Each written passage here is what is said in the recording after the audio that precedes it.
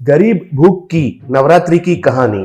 दुर्गापुर के गांव में शिवा कहकर एक आदमी रिक्शा चलाते हुए जी रहा था। शिवा बहुत अच्छा इंसान था। वो उसके रिक्शा में गर्भवती स्त्री को, बच्चों को और बूढ़े लोगों को मुफ्त में चढ़ाता था।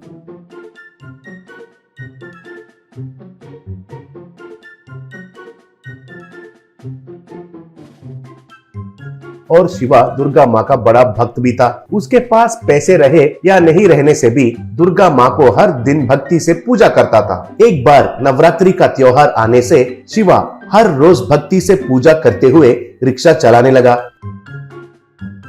एक दिन जब शिवा घर वापस आया था, तब उनकी पत्नी मीना शिवा से, सुनिए जी, हमारे बच्चों ने खाना खाकर 2 दिन हुए हैं। बेचारे वे हर रोज दलिया पीकर भूख मिटा रहे हैं। आप तो हर दिन पूजा कर रहे हैं, फिर भी क्या फायदा है? दुर्गा माँ हम पर दया नहीं दिखा रही है, बोली। तब शिवा, देखो मीना, दुर्गा माँ को सब कुछ पता है। हमारे लिए क्या सही है और कब देना है, सब कुछ माँ को पता है। तुम ज्यादा सोचो मत। आज कैसे भी मुझे अच्छा सौदा मिलेगा और पैसे भी अच्छे मिलेंगे। तुम्हारे लिए सब कुछ लाकर देता हूँ। पहले मैं गांव के बाहर दुर्गा माँ का मंदिर में जाकर दर्शन करके आता हूँ, कहकर उधर से चला गया।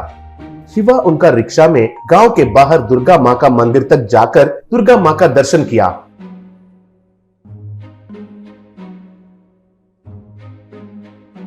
बाद में जब वो वापस आ रहा था, तब रास्ते में एक बूढ़ी औरत दिखाई दिया और उसके पास पैसे नहीं है कहकर थोड़ा दूर लेके जाने के लिए पूछी। तब शिवा, माँ, मैं बूढ़े लोगों को मुफ्त में ही लेके जाता हूँ, पैसों की कोई जरूरी नहीं है, तुम पहले चढ़ो रिक्शा। कहने से वो औरत रिक्शा चढ़ गई। ऐसे उनको थोड़े दूर लेके जाने के बाद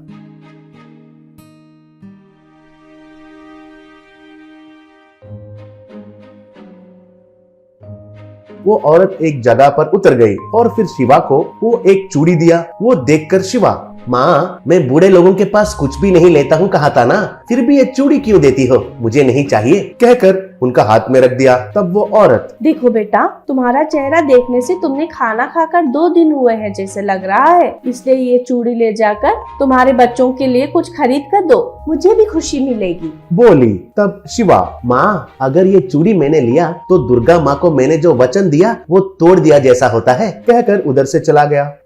कुछ देर के बाद घर जाकर शिवा रिक्शा उतरकर पीछे देखने से उधर एक चूड़ी दिखाई दिया। तब बाहर उनका पत्नी उस चूड़ी को देखकर बात पूछने से शिवा पत्नी से उस बूढ़ी औरत के बारे में कहा। वो सुनकर मीना, सुनिए, शायद वो दुर्गा माँ ने दया दिखाकर हमें ये चूड़ी दिया है जी। तब शिवा, अगर दुर्गा माँ ने दिया फिर भी बूढ़ी औरत के रूप में ही दिया है ना, मैं बूढ़े लोगों से कुछ भी नहीं लेता हूँ ना। अगर ये चूड़ी लिया तो मेरा वचन नहीं निभाया जैसा बनता हूँ। पहले मैं जाकर ये चूड़ी उनको वापस देकर आता हूँ, कहकर शिवा उस चूड़ी को लेकर फिर से निकल पड़ा।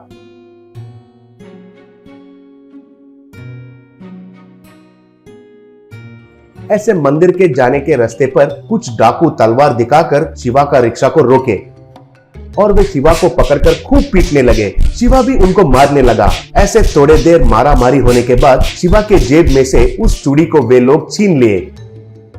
तब शिवा बहुत थक गया और, दुर्गा माँ, ये क्या परीक्षा है मुझे? क्यों मुझे ऐसा मुश्किल में डाल रही हो? अब मुझे ताकत नहीं है माँ, तुम ही मुझे बचाओ, मेरा वचन निभाया जैसा करो, तुम पर ही बोझ छोड़ रहा हूँ माँ, कहा। उनके बातों से वे चोर लोग हंसने लगे।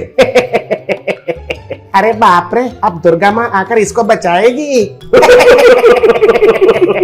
ऐसे सब लोग हंसने लगे। तब एक शेर उनके पास आई और उन चोर लोगों पर हमला करने लगी।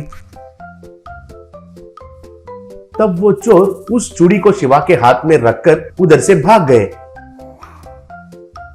तब वो शेर अजीब से शिवा को कुछ नहीं करके उधर से चली गई। तब शिवा दुर्गा माँ के पास जाकर उस चूड़ी को उधर रख दिया। बाद में जब शिवा वापस जा रहा था, तब शिवा, कहकर सुनाई दिया। तब शिवा पीछे मुड़कर देखा तो उधर उसको दुर्गा माँ का मूर्ति में दुर्गा माँ दिखाई दिया। तब शिवा से दुर्गा माँ, शिवा, तुम बहुत जिद्दी हो ना, मुझे जो वचन दिया वो निभाने के लिए तुम्हारा जान को भी खतरा में डालते हो, कहकर हाथ दिखाई। तब उनके हाथ में से बहुत सारे सोने के सिक्कों का बारिश होने लगी। ऐसे उधर बहुत सारा सोना इकट्ठा हो गया। बाद में शिवा से दुर्गा माँ, सुनो शिवा, इस सोने को ले जाकर तुम्हारे परिवार को देखभाल करते हुए अच्छा काम करो। तुम कितना अच्छा काम करोगे उतना सोना मिलता ही रहेगा, ठीक है ना? कहकर गायब हो गई। तब शिवा दुर्गा माँ को प्रणाम करके उस सोना को ले जाकर उसका पत्नी को दिखाया। वो देखकर मीना बहुत खुश हुई। इतना ही नहीं, शिवा और मीना दोनों मिलकर बहुत सारे अनाथ बच्चों को दत्तक ग्रहण करके उनको अच्छे से देखभाल करने लगे और गरीब लोगों को भी बहुत मदद करने लगे।